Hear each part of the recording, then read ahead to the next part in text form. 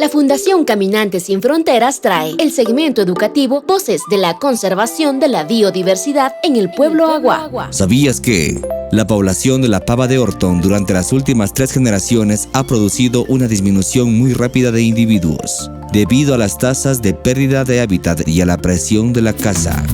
La pava de Orton desaparece rápidamente. Proteger su hábitat y evitar cazarla salva vidas. Es un mensaje de Voces de la Conservación con la colaboración de la Federación de Centros Agua del Ecuador, el apoyo del Fondo de Alianzas para los Ecosistemas Críticos y Fundación Futuro Latinoamericano.